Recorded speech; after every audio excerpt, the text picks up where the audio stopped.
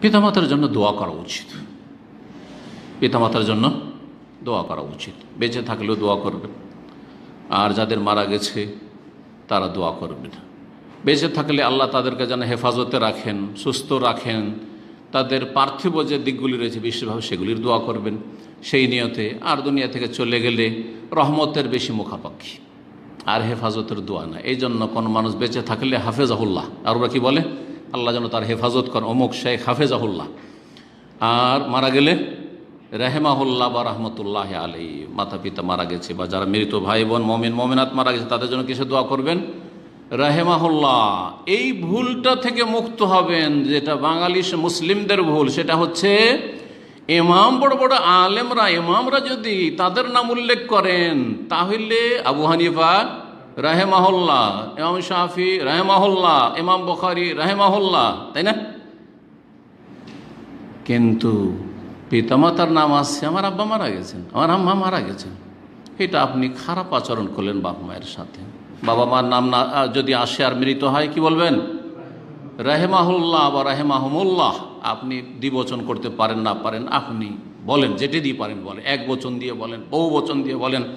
রহমতুল্লাহ আলাইহিম কি বলবেন, রাহেমাহুমুল্লাহ বা রহমতুল্লাহ আলাইহিম। শুধু অমুক ইমাম আবু দাউদ রহমতুল্লাহ আলাইহি, তার চাইতে বেশি হক রাখেন আপনার পিতামাতা, এটা সবসময় মনে রাখতে হবে। সুতরাং এই ট্র্যাডিশনটা বাদ দিতে হবে। পিতামাতা যাদের মারা গেছেন দোয়া করবেন, কতবার হয়তো তাদের নাম লিখছেন, প্রতিবার বলবেন রহমতুল্লাহ আলাইহি বা রাহেমাহুমুল্লাহ বা রাহেমাহুল্লাহ। আল্লাহ রাব্বুল আলামিন দোয়া শিখেছেন কোরআন। মাতা পিতার যে কত গুরুত্ব এবং তাদের যে কত হক, যে কোরআনে কারীম আল্লাহ রাব্বুল আলামিন 3টি জায়গায় দোয়া শিখিয়েছেন। সূরা বনী ইসরাঈলের আয়াত নম্বর 24 আল্লাহ শিখিয়েছেন, যেখানে পিতামাতার হকের কথা শেখা হয়েছে, রব্বির রাহমহুমা ওয়াকুর রব্বির রাহমহুমা কামা রব্বায়ানি সগীরা।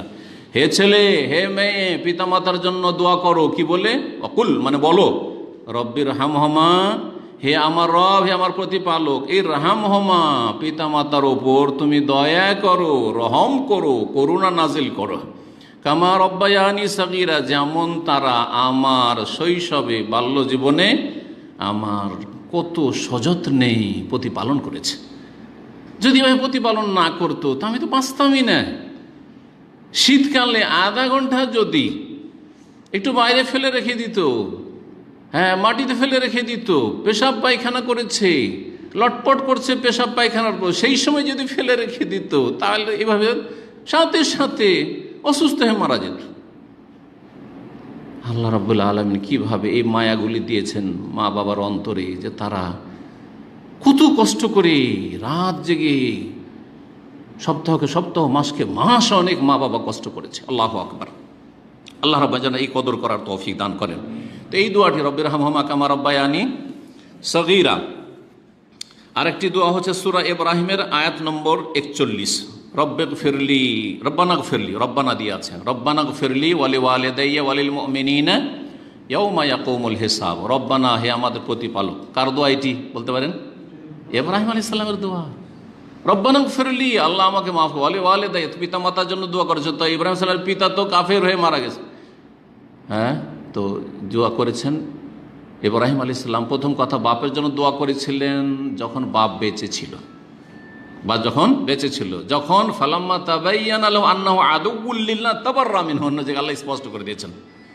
যখন সুস্পষ্ট হয়ে গেল ইব্রাহিম আলাইহিস সালামের ওপর যে আন্নাহু আদুউল লিল্লাহ, এই বাবা আজর তো আল্লাহর দুশমন হয়ে মরে গেল, ইসলাম কবুল করলো না, তাবাররা মিনহু, তখন সম্পর্ক ছেদের ঘোষণা করলেন, সম্পর্কহীন হয়ে গেলেন, আর দোয়া করলেন না। তাহলে এই দোয়াটি ইব্রাহিম আলাইহিস সালামের আল্লাহ নকল কোরআনে কারিমে কখন করেছিলেন? জীবদ্দশায়। আল্লাহ রব্বানা, হে আমাদের প্রতিপালক, রব্বানা, রব্বানাগফিরলি, আল্লাহ আমাকে মাফ করে দাও, ওয়ালি ওয়ালিদাইয়া, আমার পিতা মাতাকে মাফ করে দাও, ওয়ালিল মুমিনিনা, এবং সমস্ত ইমানদার নর এবং মুমিনদের মধ্যে শুধু নর নয়, নর নারী সবাইকে মাফ করে দাও, ইয়াউমা ইয়াকুমুল হিসাব, সেই দিন, যেই দিন হিসাব প্রতিষ্ঠিত হবে, হিসাবের দিন যেন ক্ষমাপ্রাপ্ত হয়ে সব আসে। আমি ক্ষমাপ্রাপ্ত হয়ে আসতে পারি, সেই দিন হাজির হতে পারি। আমার পিতামাতা যেন একবার ক্ষমা পেয়ে আসে সেই দিন, আগে থেকে ক্ষমা পেয়ে গেছে। আর যত মুমিন মুমিনাত পৃথিবীতে রয়েছে তারা যেন ক্ষমাপ্রাপ্ত হয়ে আল্লাহ হিসাবের দিনের তোমার সামনে দণ্ডায়মান হয়। সূরা নূহের আয়াত নম্বর 28 রয়েছে, সেখানে রব্বিগ ফিরলি এক বচন দিয়ে রব্বি রয়েছে, রব্বিগ ফিরলি ওয়ালি ওয়ালিদাইয়া ওয়ালিল মুমিনিনা, দোয়াটা সেম আগের মতোই, কিন্তু সূরা ইব্রাহিমের মতোই।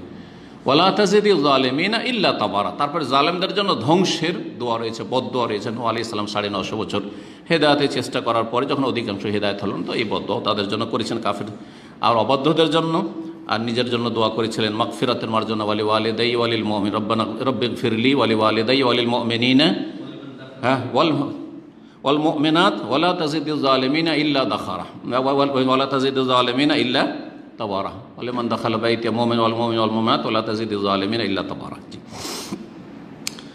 তো এই দোয়া পিতামাতার জন্য, গোটা দোয়া আপনার লম্বা মুখস্থ যদি না হয় এতটুকু করবেন, কি বলবেন?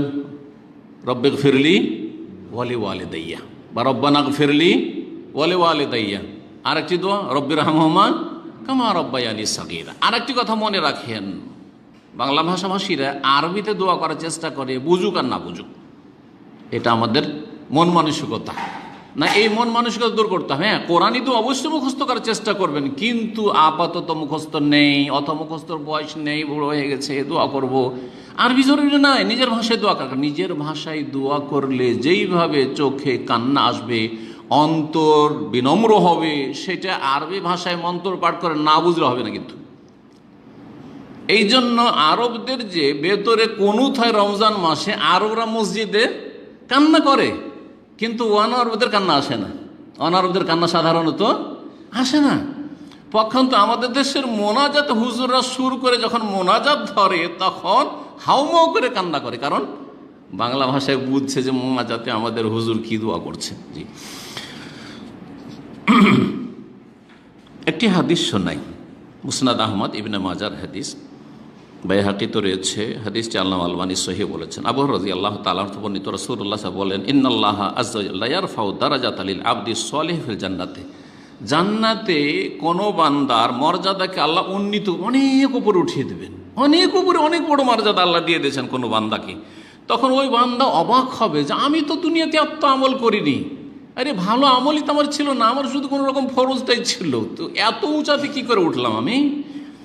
তখন ও অবাক হয়ে জিজ্ঞেস, ইয়া রব্বে, হে আল্লাহ, হে আমার রব, আন্না লি হাযিহি, এই মর্যাদা, এই দরজা কি করে পেলাম?